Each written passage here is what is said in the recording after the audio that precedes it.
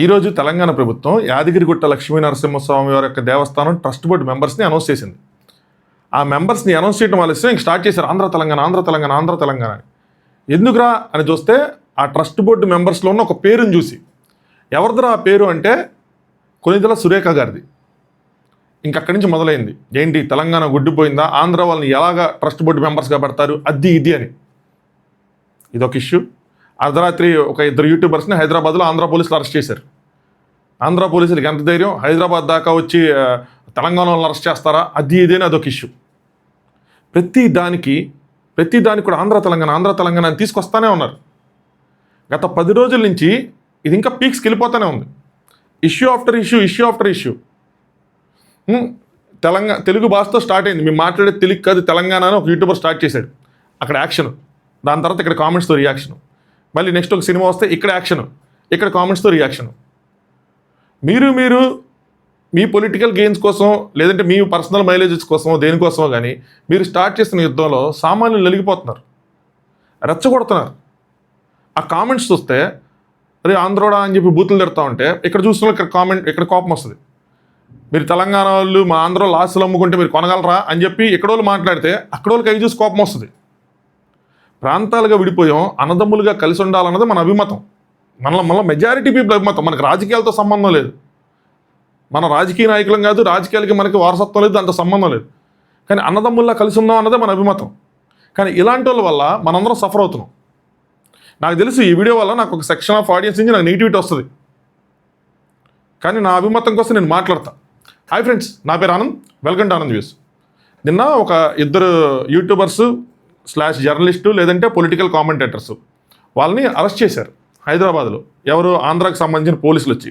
ఒకళ్ళేమో Joseph alias ప్రశ్న రావణ్ అని అంటారంట, ఇంకొకళ్ళేమో కేవీ రెడ్డి గారు. సో వీళ్ళు పాలిటిక్స్ సంబంధించి ఏదో కామెంట్స్ చేస్తూ ఉంటారు. ఇప్పుడు వీళ్ళ మీద ఒక కేసు ఫైల్ అయింది. ఎక్కడ కేసు ఫైల్ అయింది? ఆంధ్రాలో కేసు ఫైల్ అయింది, కానీ వీళ్ళు ఉండేది తెలంగాణలో.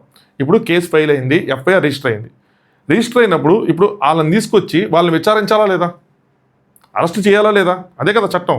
ఇప్పుడు తెలంగాణ వాళ్ళని ఎవరో బీహార్లో ఉన్నో లేదో అన్నారబ్బా ఫర్ ఎగ్జాంపుల్ అంటే, ఇప్పుడు ఇక్కడ ఉన్న తెలంగాణ పోలీసులు అక్కడికి వెళ్ళి బీహార్కి వెళ్ళి వాళ్ళని అరెస్ట్ చేసి తీసుకురావాలి కదా, అదే కదా మన చట్టం. తీసుకురావాలి. వాళ్ళు తప్పు చేశారా లేదా అని నేను చెప్పను, తప్పు చేశారా లేదా అనేది కోర్ట్స్ విల్ డిసైడ్. వాళ్ళు కోర్టుకి వెళ్తారు, సో కోర్ట్స్లో అక్కడ వాదనలు జరుగుతాయి, కోర్ట్ విల్ డిసైడ్. కానీ ఇలా చేయకూడదు, ఇలా తీసుకెళ్ళకూడదు అంటే ఎంతవరకు కరెక్ట్? ఆంధ్రాకో చట్టం, తెలంగాణకో చట్టం, బీహార్కో చట్టం ఉందా? లేదు కదా. మనందరికి కలిపి భారతదేశం మొత్తానికి కలిపి ఒక చట్టం ఉంది. ఆ చట్ట ప్రకారమే కదా ప్రొసీడ్ అవుతారు. ఎంతోమందిని ఆంధ్రాకి వచ్చి హైదరాబాద్ పోలీసులు, వరంగల్ పోలీసులు ఎంతమందిని అరెస్ట్ చేయలేదు? అవి చైన్ స్నాచింగ్లు అవనివ్వండి, సైబర్ క్రైమ్లు అవనివ్వండి, ఏదో రేప్ కేసు ఏదో చాలా వరకు జరిగినాయి. వచ్చి అరెస్ట్ చేస్తుంటే మా ఆంధ్రోని అరెస్ట్ 2 చైన్లు అయినందుకు మా ఆంధ్రోని అరెస్ట్ చేస్తారా? ఎంతమంది తెలంగాణలో ఉన్న వాళ్ళు ఎన్ని క్రైములు చేయట్లేదు, అక్కడ వాళ్ళు ముందు మీరు అక్కడ అరెస్ట్ చేయండి. లేదంటే అక్కడ పొలిటీషియన్స్ ఏమి అక్కడ చేయకుండా క్రైమ్స్ చేయకుండా ఉన్నారా, లేదంటే స్కాములు చేయకుండా ఉన్నారా, వాళ్ళు వదిలేసి చిన్న దొంగ 2 చైన్లు లాక్కెళ్తే వాడిని అరెస్ట్ చేస్తారా అని అంటామా? మా ఆంధ్రాని వెనకేసుకు వస్తామా? కాదు కదా. అరే ఎఫ్ఐఆర్ ఫైల్ అయింది, తీసుకెళ్ళండి, విచారించండి, కోర్ట్స్ విల్ టెల్. ఇది తప్పు చేస్తే కోర్టులు శిక్ష చేస్తాయి, తప్పు చేయకపోతే కోర్టులు శిక్ష అయ్యావు. అరే నా మీద లాస్ట్ ఇయర్ కేసు ఫైల్ అయింది కేపీహెచ్బీ పోలీస్ స్టేషన్లో, ఎఫ్ఐఆర్ ఫైల్ అయింది. నన్ను పిలిచారు, చట్టం మీద గౌరవంలోనే ఎవరైనా వెళ్ళాలి, నేను వెళ్ళా. నన్ను విచారించారు, 4 క్వశ్చన్లు అడిగారు, నేను చెప్పాను, రాసమ్మన్నారు, రాసిచ్చాం, ఏవో నోటీసులు ఇచ్చారు, తీసుకున్నాం, వచ్చాం, కేసు నడుస్తుంది కోర్టులో. చట్టం మీద గౌరవం ఉంచితే మనం చేయాల్సిన పని అది. అక్కడ కేసు తెలంగాణ కేపీహెచ్బీలో కేసు ఫైల్ అయితే విజయవాడని నేను ఎందుకు వెళ్తాను అంటామా? మనం అనం కదా. ఇక తప్పు చేసాం లేదు, కోర్ట్స్ విల్ డిసైడ్. అక్కడ ఒక ప్రొసీజర్ ఫాలో అవ్వాలి, లోకల్ పోలీసులకు ఇన్ఫార్మ్ చేయాలి, ఏవో ఉంటాయి అవన్నీ చేసుకుని వెళ్ళుంటారు. వాటిల్లో ఏమైనా తేడాలు ఉంటే మనం క్వశ్చన్ చేయొచ్చు. అంతేగాని ఆంధ్ర వాళ్ళకి ఎంత ధైర్యం తెలంగాణ వచ్చి మామూలు ఎత్తుకెళ్తున్నారు అది అంటే, తెలంగాణ ఉన్న వాళ్ళు తెలంగాణ గురించే మాట్లాడితే ఆంధ్ర పోలీసులు రారు. వాళ్ళకి 100% హక్కు ఉంది. తెలంగాణలో ఉన్న వాళ్ళు ఎవరికైనా సరే ఆంధ్ర గురించి మాట్లాడచ్చు, ఢిల్లీ గురించి మాట్లాడచ్చు, ఎక్కడి గురించైనా మాట్లాడచ్చు. దాని కాన్సిక్వెన్సెస్ కూడా అలాగే ఉంటాయి. ఇప్పుడు వాళ్ళు మాట్లాడకుండా ఓన్లీ తెలంగాణ కోసం మాట్లాడి తీలొచ్చి తీసుకెళ్ళడానికి వీళ్ళకి హక్కు లేదు. ఎవరో అక్కడ ఆలేదో తెలంగాణలో మాట్లాడి నువ్వేట కేసు పెట్టవు. వాళ్ళు ఇటు విషయాలు మాట్లాడినప్పుడు వాళ్ళకి ఏదో తప్పుగా అనిపించినప్పుడు వీళ్ళు కేసు పెడతారు, ఎఫ్ఐఆర్ రిజిస్టర్ అయితే వస్తారు, కోర్టుకి వెళ్తారు. ఆ కోర్టులో జడ్జి గారు చెప్తారు, అరే ఏంది ఇంత దానికి ఎందుకు కేసు పెట్టారు, ఇది భావ ప్రకటన స్వేచ్ఛకు విరుద్ధం అని చెప్పి కేసు కొట్టేయచ్చు. లేదంటే నువ్వు భావ ప్రకటన స్వేచ్ఛని ఇట్లా పెడితే అట్లా వాడుకుంటున్నావు, అలా వాడుకోకూడదని చెప్పి శిక్ష చేయొచ్చు. కదా. ఇప్పుడు అక్కడ ఉన్నాం కాబట్టి మన ఇష్టం వచ్చినట్టు మాట్లాడుతుంటే చెల్లదు కదా. రైట్, సో తీసుకెళ్తారు. దీనికి కూడా ఆంధ్ర తెలంగాణ ఇంకొకళ్ళు ఉంటే ముఖ్యమంత్రి ఉండి జరిగేది కాదు, భయపడేవాళ్ళు, పోసుకునేవాళ్ళు, అలాంటి కామెంట్స్ తీసుకు ఎందుకు జనాలు రెచ్చగొడతారో నాకు అర్థం కావట్లేదు. కరెక్ట్ కాదు కదా అది. ఇప్పుడు ఈ ట్రస్ట్ ఉంది, లక్ష్మీ నరసింహవారి ట్రస్ట్. ఇందులో అందరూ తెలంగాణలో ఉన్నారు అంట. ఒక్క కొనిదెల సురేఖ గారే ఆంధ్ర వ్యక్తి అట్టట్ట పెడతారు అని చెప్పి. వాళ్ళు ఎన్నో సంవత్సరాల నుంచి ఉంటున్నారు హైదరాబాద్లోనే, ఎన్నో సినిమాలు తీశారు. ఏదైనా వస్తే 2 స్టేట్స్కి అదేవిధంగా చిరంజీవి గారు సహాయం చేస్తారు. అయినా సరే వాళ్ళు ఎలిజిబుల్ కాదా బ్రో? నాకు అర్థం కాదు. ఇక్కడ తిరుమల తిరుపతి దేవస్థానం, ఆంధ్రాలోని తిరుమల తిరుపతి దేవస్థానంలో ట్రస్ట్ బోర్డు మెంబర్స్లో ఆంధ్ర వాళ్ళు ఉన్నారు, తెలంగాణలో ఉన్నారు, కర్ణాటకలో ఉన్నారు, తమిళనాడులో అందరూ ఉన్నారు. తెలంగాణను రిప్రజెంట్ చేస్తూ 5 ఉన్నారు. వాళ్ళు టీడీపీ వాళ్ళు అవనివ్వండి, జనసేన వాళ్ళు అవనివ్వండి, పార్టీ లేదని అవనివ్వండి, కానీ వాళ్ళు తెలంగాణను రిప్రజెంట్ చేస్తూ ఉన్నారు కదా.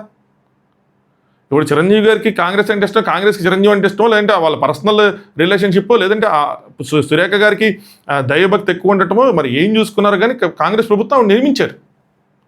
కారణాలు ఏమైనా ఉన్నాయండి, కానీ తెలంగాణను రిప్రజెంట్ చేస్తూ కూడా ఒక 5 ఉన్నారు కదా. తెలంగాణకు సంబంధించిన ప్రజాప్రతినిధుల సిఫారసు లేఖలు ఇక్కడ యాక్సెప్ట్ చేస్తున్నారు కదా.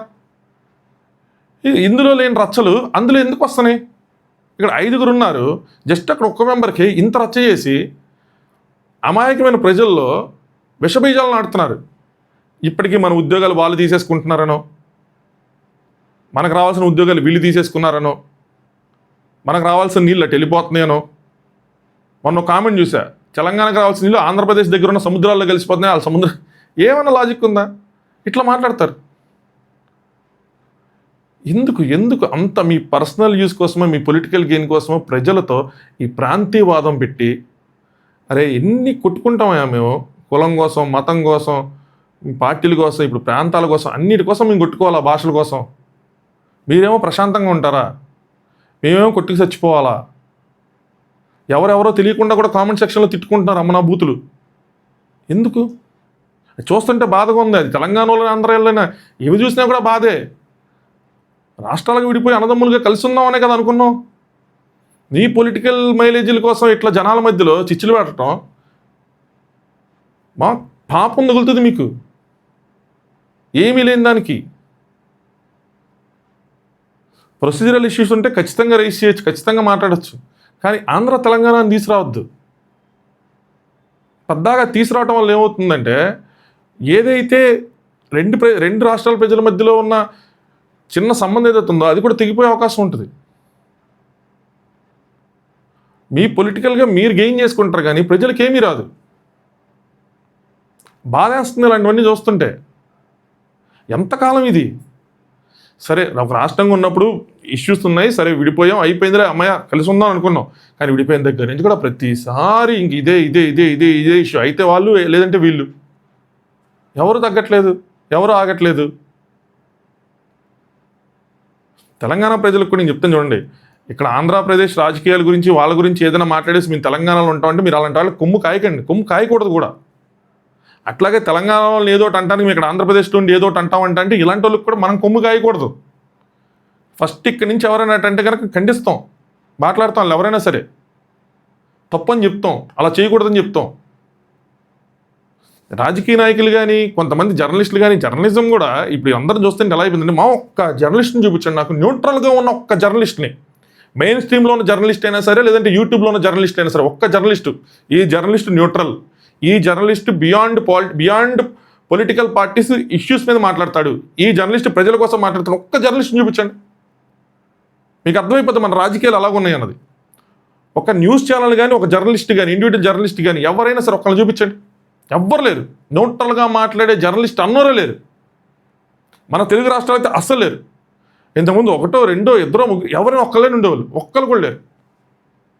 పాడ్కాస్టులు రన్ చేసే వాళ్ళ దగ్గర నుంచి ప్రైమ్ టైం న్యూస్లు చెప్పేదాకా ప్రతి ఒక్కరు ఏదో ఒక పార్టీకి తొత్తులే. అవునా కదా? అందరూ తెలిసింది, ఒక 2 రోజులు ఫాలో అయితే తెలిసిపోతుంది. అలా అయిపోయినాయి మనవి. వీళ్ళ కోసం మనం ఎందుకు కొట్టుకోవాలి? కామెంట్ సెక్షన్లో ఆలోచించండి. వాళ్ళే ఫేక్ అకౌంట్స్ క్రియేట్ చేసుకుని వాళ్ళే కామెంట్లు చేసుకుంటారు. ఇది వెళ్ళబాకండి, అందులోకి మీరు దూరబాకండి, మీ మనసులు బాధ పెట్టుకోకండి. మళ్ళీ నన్ను ఆంధ్రోడు అన్నాడను, మళ్ళీ నన్ను తెలంగాణోడు అన్నాడను. ఆ డిఎమ్స్ ఎన్ని స్క్రీన్ షాట్లు పంపిస్తా నాకు చూపిస్తుంటే కొంతమంది చూడు బ్రో మనల్ని ఎట్టా తిడుతున్నారు, నువ్వు మైదర్ ఇష్యూలో నువ్వు ఇంత మాట్లాడు చూడు, తెలంగాణలో ఇప్పుడు సురేఖ గారిని పెట్టినందుకు ఎన్ని మాట్లాడినారు, ఆ స్క్రీన్ షాట్లు ఎన్ని బూతులతో ఉన్న స్క్రీన్ షాట్లు చూస్తూ ఉంటే బాధేస్తుంది. కరెక్ట్ కాదు అది. ఎక్కడోళ్ళు అక్కడోళ్ళు అనకూడదు, అక్కడోళ్ళు ఎక్కడో అనకూడదు. పొలిటికల్ పార్టీస్ ఏదో అనుకుని కొట్టుకుని వాళ్ళకి సంబంధించిన ఫేక్ అకౌంట్స్తో పెట్టుకుని వదిలేయండి. రియల్ పీపుల్ ఎవరైతే ఉన్నారో ఇన్వాల్వ్ అవ్వద్దు. ఏదైనా ఒకటి రెండు పదాలను అటు ఇటు అయ్యి ఉండొచ్చు, కానీ నా భావం ఏంటన్నది మీకు తెలుసు. సో నా భావాన్ని పట్టుకోండి. నేను కరెక్ట్ మాట్లాడాను అనుకుంటే ఖచ్చితంగా వీడియో లైక్ చేసి మీ ఒపీనియన్స్ని కామెంట్ చేయండి. లేదు అంటే మీ ఫీడ్బ్యాక్ ఏంటి నేను సరిదిద్దుకుంటా, కానీ బూతులు లాంటివి మాత్రం అనవసరంగా తిట్టుకోవద్దు. ఐ డోంట్ నో మీరు ఎలా తీసుకుంటారు ఏంటన్నది. చలో ఛానల్ని సబ్స్క్రైబ్ చేసుకోండి, వీడియో లైక్ చేయండి, మీ ఒపీనియన్స్ కామెంట్ చేయండి. Thanks for watching. అవును, ఎస్.